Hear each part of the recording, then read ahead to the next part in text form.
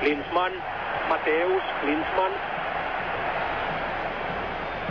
Monson ja tulee kyllä niin reippaasti vastaan, että poisalta ja nyt punainen kortti ja ulos kentältä.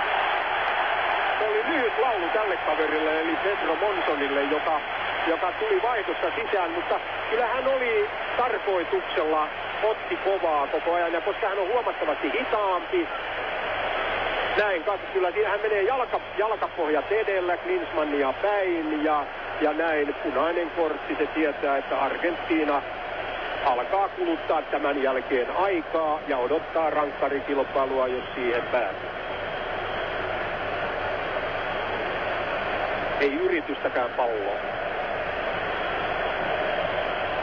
Monson ei pystynyt tänä lyhyenä aikana niin täyttämään sitä paikkaa, minkä Rutte Reeve teki. Hänhän on tehnyt näissä kisoissa, hän on yksi kisojen tyylikkäimpiä vartioivia toppareita, mutta Monson oli koko ajan myöhässä näissä taklauksissa ja hän olisi ehkä ansainnut aikaisemmin jo keltaisen kortin tästä tilanteesta tai näistä taklauksista.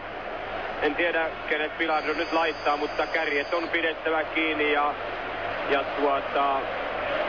sieltä tulee Klinsmannille kyllä vartija.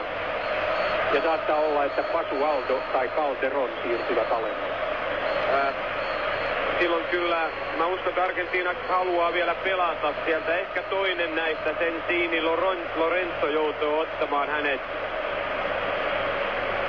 Koska Basualdon ja Calderonin uhraaminen se kyllä on ehkä oman pelin kannalta, koska voitettavahan tämä Matti heidänkin on. Jos he luottavat